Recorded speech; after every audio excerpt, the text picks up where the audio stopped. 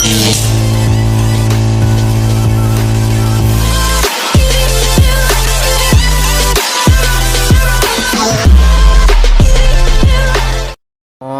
merdeka tuh.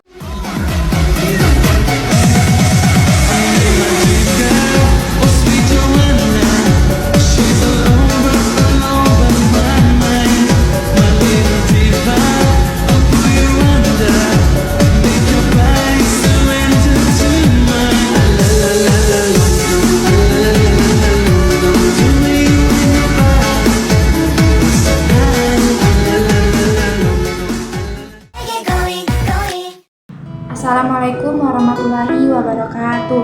Perkenalkan, nama saya Ananda Zalfazalia dengan stambuk A41122035. Saya mahasiswa dari program studi PG PAUD angkatan 22 dari kelas B. Tujuan saya membuat video ini untuk memenuhi tugas proyek mata kuliah Pendidikan Komunitas Asia. Saya dari kelompok 1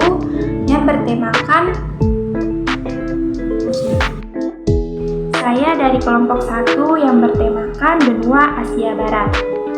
Baik, saya akan membacakan buletin yang telah saya buat yang berjudul Negara Irak. Kondisi geografis Irak. Irak terletak di antara garis lintang 29 bujur sangkar dan 38 bujur sangkar. Wilayahnya memiliki 432.000 km persegi, menjadikannya sebagai negara ke-58 terbesar di dunia. Luasnya sebanding dengan negara US California. Kondisi demografi negara Irak. 75-80% penduduk Irak adalah bangsa Arab. Kelompok etnis utama lainnya yaitu bangsa Kurdi sebanyak 15-20%. Yang kebanyakan tinggal di utara dan timur Laut Negeri. Nilai kultural di negara Irak. Secara umum, warga Irak menerima dan akrab dengan agama etnis keberagaman. Namun, budaya Irak agak tidak toleran terhadap penyimpangan apapun dari konvensi dan perilaku tradisional. Perilaku dan kesopanan masyarakat terkendali dan diatur secara ketat sesuai dengan nilai-nilai Islam. Masyarakat bisa saja mengalami konsekuensi serius akibat perbedaan pendapat. Nilai sosial negara Irak. Sejak jatuhnya ISIS, beban emosional sehari-hari Irak telah berkurang. Namun, skor mereka pada indeks pengalaman negatif tetap tinggi. Begitu pula dengan komponen-komponen yang membentuk indeks tersebut. Mayoritas warga Irak pada tahun 2022 melaporkan mengalami rasa sakit sebanyak 61%, khawatir 59%, dan stres 53%. Hampir sepanjang hari sebelumnya dan hampir separuhnya mengalami kemarahan 46% dan kesedihan 45%. 2 dekade setelah invasi, luka mental akibat perang masih segar dalam ingatan warga sipil. Meski begitu, masih ada harapan. Proporsi masyarakat Irak yang menilai kehidupan mereka cukup positif sehingga berkembang meningkat 2 kali lipat di antar tahun 2008 dan 2022. Kemudian perkembangan sistem pendidikan di negara Irak. Irak memiliki sistem pendidikan yang mapan, namun sistem tersebut mengalami kemunduran yang dimulai setelah Perang Teluk Pertama dan sanksi ekonomi PBB pada tahun 1990. Lanjut, isu global nasional dalam bidang ideologi politik. Masa transisi dari kehidupan politik yang totaliter menuju demokrasi di beberapa negara yang memiliki heterogenitas etnis seperti di Irak hampir selalu diwarnai oleh konflik etnis dengan tingkat eskalasi yang semakin tinggi. Pada masa pemerintahan Saddam Hussein, konflik lebih banyak bersifat vertikal antara rakyat dengan pemerintah. Konflik terjadi antara kelompok Syiah melawan pemerintah Sunni dan suku Kurdi melawan pemerintah di Irak Utara. Pemerintah Sunni dan suku Kurdi melawan pemerintah di Irak Utara. Hal ini berbeda dengan yang terjadi pada masa transisi, di mana konflik horizontal semakin intens terjadi antara kelompok Sunni melawan Syiah. Adapun isu nasional global dalam bidang sosial budaya yaitu di Irak prevalensi penggunaan kontrasepsi adalah 58% modern dan 14% tradisional. Lebih rendah dari rata-rata global dan juga lebih rendah dibandingkan negara-negara lain di kawasan ini seperti Yordania sebanyak 63% dan Tunisia 67%. Kebutuhan yang tidak terpenuhi dan permintaan yang terpenuhi akan metode modern diperkirakan masing-masing sebesar 12% dan 63%. Assalamualaikum warahmatullahi wabarakatuh. Shalom, Om Swastiastu, salam kebajikan. Perkenalkan, saya Stefani dengan NIM A41222040 dari Prodi PG PAUD, Fakultas Keguruan dan Ilmu Pendidikan Universitas Tadulako. Di sini saya akan menjelaskan kawasan Asia Barat bagian negara Qatar. Qatar adalah sebuah negara di Timur Tengah yang terletak di semenanjung Arab. Ibu kotanya adalah Doha. Qatar dikenal karena kekayaan minyak dan gas alamnya, yang menjadikan negara ini salah satu negara terkaya di dunia per kapita. Di Qatar, pendidikan wajib bagi semua warga negara, dari usia 6 hingga 16 tahun. Sistem pendidikan di Qatar terbagi menjadi 3 tingkat, yaitu pendidikan dasar, pendidikan menengah, dan pendidikan tinggi. Pendidikan dasar di Qatar biasanya berlangsung selama 9 tahun, sementara itu pendidikan menengah biasanya berlangsung selama 3 tahun. Qatar memiliki populasi penduduk sekitar 2,6 juta, dengan mayoritas penduduknya adalah ekspatriat. Negara ini juga dikenal sebagai tuan rumah Piala Dunia FIFA 2022 yang membuat Qatar menjadi pusat perhatian dunia. Qatar juga merupakan tuan rumah markas besar stasiun televisi Al Jazeera yang terkenal karena liputannya yang kontroversial terhadap berbagai isu di Timur Tengah. Qatar juga dikenal karena kebijakan luar negerinya yang aktif di kancah internasional, terutama dalam mendukung gerakan revolusi di berbagai negara Arab selama Arab Spring.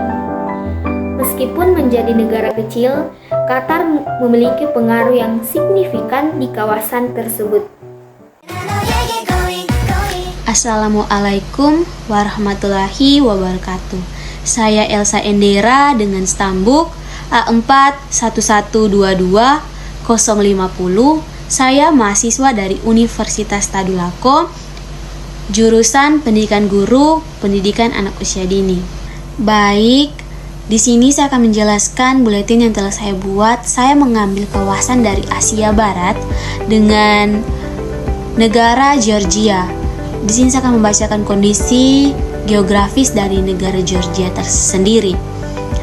Negara Georgia adalah negara yang terletak di Kaukasus Selatan dengan luas wilayah 67.900 km dan letak astronomisnya antara 41 derajat LHU hingga 44 derajat LHU dan 40 derajat BT hingga 47 derajat BT. Selanjutnya itu ada kondisi demografi yang dimana negara Georgia, sebuah negara di Kaukasus Selatan, memiliki jumlah penduduk sekitar 3.000 jiwa pada tahun 2022. Negara ini adalah Republik Parlementer Demokratik yang representatif dengan presiden sebagai kepala negara, sebagai kepala pemerintahan. Selanjutnya ada nilai kultural, yaitu kultural Georgia adalah budaya yang kaya dengan sejarah dan makna budaya. Biasanya, orang-orang Georgia juga berbicara bahasa Rusia. Georgia merupakan negara yang konservatif sosial namun telah menerima parade LGBT Pride pertama di negara itu pada tahun 2019. Georgia adalah negara yang aman dan termasuk salah satu negara teraman di kawasan tersebut. Selanjutnya, nilai sosial. Georgia adalah negara yang memiliki nilai-nilai sosial yang konservatif namun mengalami perubahan dalam beberapa aspek. Negara ini dikenal sebagai negara yang aman dengan tingkat kejahatan yang rendah dan korupsi yang jarang. Georgia juga merupakan negara yang cukup religius, di mana gereja Ortodoks Georgia memiliki pengaruh yang signifikan. Selanjutnya saya akan menjelaskan tentang perkembangan sistem pendidikan yang ada di negara Georgia. Negara Georgia memiliki sistem pendidikan tinggi yang menghasilkan lulusan berketerampilan tinggi dan berpengetahuan luas. Sistem pendidikan tinggi di Georgia terus berkembang dan kini memenuhi standar Uni Eropa, setara dengan negara-negara seperti Jerman atau Italia. Selanjutnya itu ada isu nasional dan global, bidang ideologi dan politik. Ideologi dan politik negara Georgia terkait dengan konsep kepentingan nasional Georgia dan Rusia serta konsep tanggung jawab untuk melindungi. Dan selanjutnya itu bidang sosial dan budaya. Georgia menghadapi tantangan nasional dan global dalam bidang sosial dan budaya yang mempengaruhi dinamika negaranya. Selanjutnya bidang ekonomi. Georgia merupakan sebuah negara yang terletak di wilayah Transkaukasia, memiliki sejumlah isu nasional dan global yang mempengaruhi bidang ekonominya, seperti ketergantungan pada energi listrik. Georgia memiliki kebutuhan energi listrik yang besar dan hal ini menjadi sensitivitas utama negara tersebut. Yang terakhir itu ada bidang pertahanan dan keamanan, yang dimana isu nasional dan global dalam bidang pertahanan dan keamanan negara Georgia sebagai negara yang berada di wilayah Transkaukasia memiliki sejumlah isu nasional dan global yang mempengaruhi. Assalamualaikum warahmatullahi wabarakatuh. Perkenalkan, nama saya Sindra Sapna dengan NIM A41122055 dari Prodi Pendidikan Guru Pendidikan Anak Usia Dini Fakultas FK. Baik, di sini saya akan menjelaskan terkait dengan tugas proyek pada mata kuliah Pendidikan Komunitas Asia yang berjudul Buletin Kawasan Asia Barat. Dan di sini saya akan menjelaskan negara Arab Saudi. Baik, langsung saja. Yang pertama, keadaan geografis. Arab Saudi terletak di Asia Barat Daya di antara 15 derajat luas utara sampai 32 derajat luas utara dan antara 34 derajat bujur timur sampai 57 derajat bujur timur. Negara ini berbatasan dengan Yordania, Irak, dan Kuwait di sebelah utara, Oman dan Yaman di sebelah selatan, Uni Emirat Arab, Turk Arab, dan Qatar di sebelah timur, serta Laut Merah di sebelah barat. Arab Saudi memiliki garis pantai yang luas di Teluk Persia dan Laut Merah yang memberikan pengaruh besar pada pengiriman terutama minyak mentah melalui Teluk Persia dan terusan Swiss. Baik, selanjutnya keadaan demografis. Demografis Arab Saudi mencakup sekitar 34,2 juta penduduk dengan mayoritas Muslim Sunni dan bahasa resmi Arab. Sekitar 60% penduduk berusia di bawah 30 tahun dan sekitar 80% tinggal di kota-kota besar seperti Riyadh, Jeddah, dan Mekah. Negara ini juga memiliki populasi migran yang signifikan dengan sekitar sepertiga dari total populasi berasal dari luar negeri, terutama dari negara-negara Asia seperti India, Pakistan, dan Bangladesh. Selanjutnya, nilai kultural. Nilai kultural di Arab Saudi tercermin dalam berbagai aspek kehidupan masyarakatnya. Beberapa nilai yang dapat ditemukan meliputi yang pertama, nilai-nilai Islam. Di dalam nilai-nilai Islam, cara berpakaian sederhana. Masyarakat Arab Saudi cenderung berpakaian sederhana dalam kehidupan sehari-hari. Terus akhlak jamaah. Di dalam akhlak jamaah ada 3. Yang pertama, kepedulian, mengutamakan kepentingan bersama di atas pribadi. Yang kedua, saling menghormati, menghargai perbedaan di antara anggota jamaah. Yang ketiga, toleransi, sikap terbuka terhadap perbedaan pendapat dan keyakinan. Selanjutnya, budaya Arab Saudi. Budaya Arab Saudi juga memengaruhi negara lain seperti Indonesia, terutama dalam aspek arsitektur masjid dan keagamaan. Selanjutnya, nilai sosial. Beberapa nilai sosial yang umum umumnya dianut oleh masyarakat Arab Saudi, salah satunya yaitu kerjasama, toleransi, saling menghormati, dan saling tolong-menolong. Terus selanjutnya perkembangan pendidikan di Arab Saudi. Arab Saudi telah mengalami pembaharuan dalam sistem pendidikannya dari masa ke masa. Pendidikan di Arab Saudi terkenal dengan pendidikan yang agamis karena Islam lahir di Jazirah Arab dan pertama kali disebarkan di sana. Arab Saudi menganggarkan dana besar untuk pendidikan dengan 8,8% dari produksi domestik bruto dialokasikan untuk pendidikan. Selanjutnya, isu-isu negara Arab Saudi. Yang pertama, ideologi dan politik, pertahanan dan keamanan sosial dan budaya. Dalam bidang ideologi dan politik, Arab Saudi memiliki karakteristik yang unik. Pemerintahan Arab Saudi dipimpin oleh seorang raja, saat ini Raja Salman.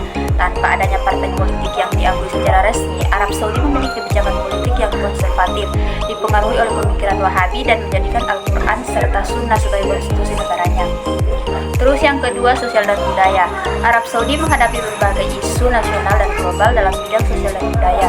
Salah satu isu utama adalah perubahan budaya yang sedang berlangsung di Arab Saudi, terutama akibat pesatnya perkembangan teknologi, komunikasi, dan informasi yang membuat Arab Saudi juga mengalami bonus demografi.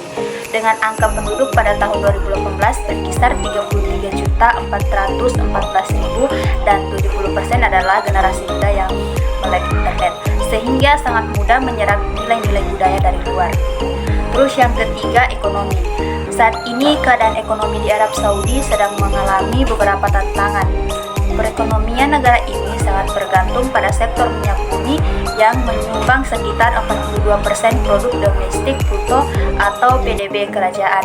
Namun, pemerintah Arab Saudi telah mengambil langkah-langkah untuk mengurangi ketergantungan ekonomi pada sektor minyak dan meningkatkan diversifikasi pendapatan. Terus yang terakhir, pertahanan dan keamanan. Arab Saudi menghadapi berbagai isu nasional dan global dalam bidang pertahanan dan keamanan. Salah satu isu utama adalah ancaman terorisme yang telah menyebabkan serangkaian serangan di Arab Saudi dan negara-negara sekitarnya. Baik, terima kasih. Itulah tadi penjelasan yang singkat dari saya. Lebih dan kurangnya saya mohon maaf. Wassalamualaikum warahmatullahi wabarakatuh. Assalamualaikum warahmatullahi wabarakatuh. Perkenalkan, nama saya Naziatul Fatmawati dengan NIM A411222063. Di sini saya akan mempresentasikan proyek hasil buletin saya tentang negara Turki. Negara Turki terletak di Anatolia dan Balkan, berbatasan dengan Laut Hitam antara Bulgaria dan Georgia, berbatasan dengan Laut Aegean dan Laut Mediterania antara Yunani dan Suriah. Turki merupakan negara pegunungan. Keadaan demografinya, demografi dari populasi Turki seperti kepadatan penduduk, kelompok etnik, tingkat pendidikan, kesehatan masyarakat, status ekonomi, afiliasi keagamaan, dan aspek-aspek lain terkait populasinya pada tahun 2010, populasi Turki diperkirakan 73,7 juta jiwa dengan tingkat pertumbuhan 1,21% per tahunnya. Nilai kultural negara Turki, budaya Turki adalah perpaduan yang memukau antara tradisi kuno dan nuansa modern. Seni rupa Turki terkenal karena detail dan keindahannya, dari mozaik klasik Bizantium hingga seni ukir kayu dan tekstil khas Turki. Seni mereka mencerminkan sejarah panjang dan pengaruh dari berbagai peradaban. Arsitektur Turki, khususnya arsitektur Ottoman, mempesona dengan keindahannya yang megah, terlihat di dalam istana, masjid, dan bangunan-bangunan bersejarah lainnya. Kuliner Turki memikat dengan beragam hidangan lezat, dari kebab yang terkenal hingga baklava manis yang lezat. Makanan Turki mencerminkan kekayaan budaya dan tradisi kuliner yang khas. Penggunaan rempah-rempah, daging, dan berbagai macam buah dan sayuran memberikan sentuhan khas pada masakan Turki. Kesenian tradisional seperti tarian dan musik seperti tarian halai dan ala Turka mencerminkan kegembiraan dan semangat masyarakat Turki. Selain itu, tradisi seperti festival, pesta, dan upacara adat juga masih dijaga dengan cermat dan menjadi bagian penting dari kehidupan sehari-hari. Selanjutnya ada nilai sosial negara Turki. Salah satu nilai dasar republik ini adalah sekularisme, sebuah konsep yang didasarkan pada pemisahan tegas antara negara dan agama. Kekhalifan Utsmaniyah dihapuskan pada tahun 1924, kurang dari setahun setelah berdirinya Republik Turki. Tidak lama setelahnya, Diyanet yang disebut Direktorat Urusan Agama didirikan untuk memberikan kontrol lebih besar kepada negara atas pengaruh politik Islam. Selanjutnya ada perkembangan sistem pendidikan di negara Turki. Pusat kebudayaan dan pendidikan beberapa kota di Turki seperti Istanbul, Ankara, dan Izmir menjadi pusat kebudayaan dan pendidikan. Mereka menyediakan akses ke museum-museum seni, galeri, universitas, dan pusat-pusat kebudayaan yang menyuburkan dan mempromosikan kekayaan budaya Turki. Selanjutnya ada isu-isu nasional dalam global yang pernah terjadi di suatu negara. Sistem politik Turki didasarkan pada pemisahan kekuasaan. Kekuasaan eksekutif dijalankan oleh Dewan Menteri yang diangkat dan dipimpin oleh presiden yang menjabat sebagai kepala negara dan kepala pemerintahan. Selanjutnya ada isu-isu nasional dan global dalam sosial budaya. Hubungan Turki dengan Uni Eropa merupakan sebuah hubungan kemitraan yang saling memengaruhi satu sama lain. Terlebih lagi letak negara Turki yang berbatasan langsung dengan wilayah Eropa baik dalam politik, ekonomi, maupun sosial dan budaya. Isu-isu nasional dan global dalam bidang ekonomi. Turki dikategorikan sebagai ekonomi negara maju.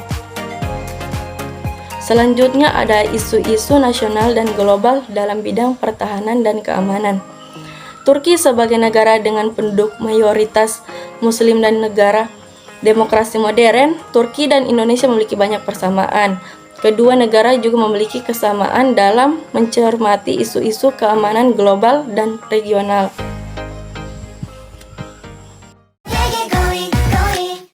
Assalamualaikum warahmatullahi wabarakatuh. Kembali lagi bersama saya Lailia Stuti dengan Stambuk A41122045. Saya salah satu mahasiswi di program studi Pendidikan Guru Pendidikan Anak Usia Dini Fakultas Keguruan dan Ilmu Pendidikan di Universitas Tadulako. Nah, pada kesempatan kali ini untuk memenuhi tugas pada mata kuliah Pendidikan Komunitas Asia yang diampu oleh, mohon maaf kami sebut namanya, Ibu Purnamaningsih, SPD MSI PhD, dan juga Ibu Asrianti SPD MPD. Baiklah, untuk mempersingkat waktu, di sini saya akan memaparkan salah satu negara yang ada di Asia Barat, khususnya negara Lebanon. Saya akan menjelaskan terkait dengan letak geografisnya, letak demografisnya, sistem pendidikan, kemudian nilai kultural dan sosialnya, serta isu-isu yang terjadi di negara Lebanon. Nah, apa itu negara Lebanon? Jadi, negara Lebanon itu adalah sebuah negara kecil di Timur Tengah dengan sejarah yang kaya dan beragam. Nah, yang pertama itu letak geografisnya. Jadi, negara Lebanon terletak di pesisir Timur Tengah, di pesisir timur Laut Mediterania, berbatasan dengan Suriah Utara dan Timur serta Israel Selatan. Negara ini memiliki luas sekitar 10.452 km persegi dan memiliki garis pantai yang panjang, pegunungan dan dataran subur. Kemudian letak demografisnya yaitu negara Lebanon memiliki populasi sekitar 6 juta jiwa. Penduduknya sangat beragam serta berbagai kelompok etnis dan agama. Mayoritas penduduk adalah Arab dan kelompok agama utama agama Islam, serta Kristen seperti Maronit, Ortodoks, dan lain-lain. Beirut adalah salah satu ibu kota dan kota terbesar di Lebanon. Kemudian sistem pendidikan yang ada di negara Lebanon. Jadi, sistem pendidikan yang ada di negara Lebanon adalah salah satu yang terbaik di kawasan ini. Kemudian terkait dengan sistem pendidikan, yaitu negara Lebanon adalah salah satu yang terbaik di kawasan pendidikan dasar hingga menengah adalah wajib dan gratis di sekolah menengah. Ada juga banyak sekolah swasta yang umumnya memiliki standar yang tinggi, seperti universitas-universitas terkenal di negara Lebanon, termasuk Universitas Amerika di Beirut, atau biasa disebut dengan AUB, kemudian Universitas Saint Joseph. Nah, kemudian nilai kultural di negara Lebanon memiliki budaya yang kaya dan beragam, dengan pengaruh dari berbagai peradaban, termasuk Fenisia, Romawi, Arab, Ottoman, serta Prancis. Bahasa Arab adalah bahasa resmi, tetapi bahasa Prancis dan Inggris juga banyak digunakan. Kemudian musik, tari, sastra, dan seni visual. Kemudian nilai sosial yang ada di masyarakat negara Lebanon sangat menjunjung tinggi nilai keluarga dan komunitas. Hubungan sosial sangat penting dan ikatan keluarga sangat kuat. Ada juga tradisi keramahan dan menghormati tamu yang mendalam dalam tradisi Lebanon. Kemudian isu-isu yang terjadi di negara Lebanon. Jadi negara Lebanon menghadapi berbagai isu kompleks, termasuk yang pertama itu krisis ekonomi. Nah, negara Lebanon mengalami krisis ekonomi yang parah dengan inflasi tinggi, pengangguran, dan tingkat tukar mata uang yang merosot tajam. Kemudian yang kedua, ketidakstabilan politik, seperti konflik politik yang sering terjadi di negara Lebanon. Sebagian besar disebabkan oleh perbedaan sektarian dan persaingan antara kelompok politik. Kemudian yang ketiga, pengungsi. Jadi, negara Lebanon menampung sejumlah besar pengungsi Suriah dan Palestina yang menambah beban ekonomi dan sosialnya. Yang keempat yaitu korupsi. Tingkat korupsi yang tinggi di sektor publik dan swasta menjadi salah satu masalah utama yang menghambat perkembangannya negara. Kemudian yang kelima yaitu krisis ekonomi, krisis energi. Sering terjadi pemadaman listrik dan masalah infrastruktur yang tidak memadai. Yang keenam yaitu ledakan Beirut. Ledakan besar ini di pelabuhan Beirut pada Agustus 2020 menyebabkan kerusakan besar dan menambah penderitaan ekonomi serta sosial. Itulah isu-isu yang terjadi di negara Lebanon. Kemudian negara Lebanon itu negara yang penuh dengan tantangan, tetapi juga memiliki potensi besar berkat keragaman budayanya dan sumber daya manusianya yang berbakat. Itulah pemaparan dari materi buletin yang telah saya buat. Mohon maaf bila banyak kata-kata yang kurang berkenan di hati Ibu. Semoga mendatangkan manfaat. Wabillahi taufiq wal hidayah. Wassalamualaikum warahmatullahi wabarakatuh.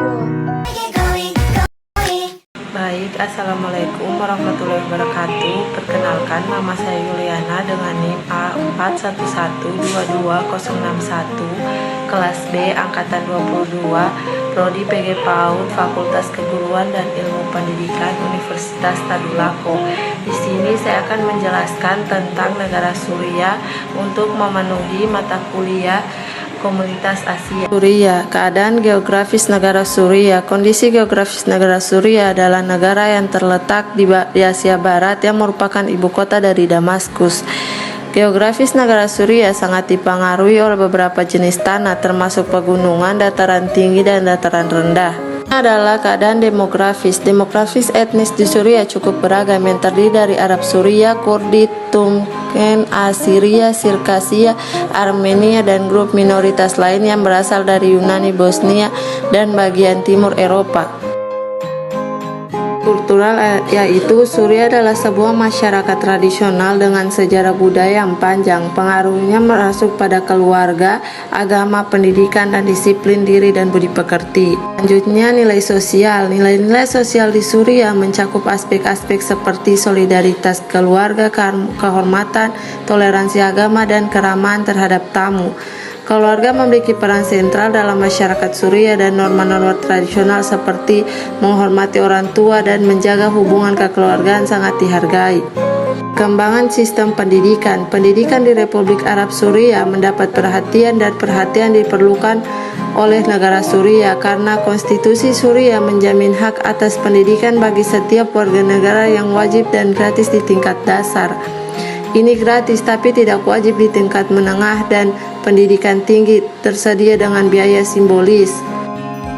Isu-isu nasional, isu sosial dan budaya. Perang di Suriah bukanlah konflik internal, melainkan perang yang telah dikenakan pada Suriah oleh Israel, Amerika Serikat, dan negara-negara kapitalis barat lainnya, karena dianggap sudah menghalangi kepentingan Amerika Serikat dan sekutunya. Konflik-konflik lain sepanjang sejarah, yaitu penggunaan media online yang sangat masif, foto-foto, video, dan disebarluaskan dengan tujuan menginformasikan kepada dunia bahwa rakyat Suriah tertindas rezim Assad dan Rusia.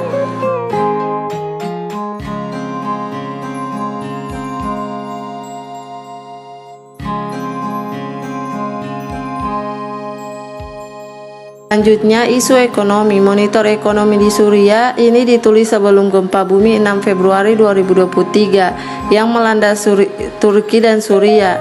Dampak makroekonomi awal dari gempa bumi ini dianalisis dalam publikasi Bank Dunia. Pertahanan dan keamanan. Tentu Suriah telah menjadi fokus perhatian dalam hal pertahanan dan keamanan baik secara nasional maupun global. Konflik internal yang berkepanjangan, campur tangan aktor regional dan internasional, serta perubahan dinamika kekuatan telah dibuat Suriah menjadi sorotan dalam politik global. Upaya-upaya perdamaian dan stabilitas terus berlangsung, sementara isu-isu terkait perang negara-negara tetangga dan kebijakan luar negeri global terus dipertimbangkan. Politik. Kepemimpinan Bashar al-Assad merupakan sebuah kesempatan untuk menilai sejauh mana kebijakan yang dilakukan pada awal pemerintahannya memimpin Suriah. Baik, itulah penjelasan dari saya. Lebih dan kurangnya saya mohon maaf. Wabillahi taufiq wal hidayah. Wassalamualaikum warahmatullahi wabarakatuh. Assalamualaikum warahmatullahi wabarakatuh. Perkenalkan, nama saya Mifrah Huzana dari kelas B. Baik, tujuan saya membuat video ini sebagai salah satu tugas proyek MK Pendidikan Komunitas Asia. Judul saya yaitu Asia Barat tentang negara Yaman. Negara Yaman.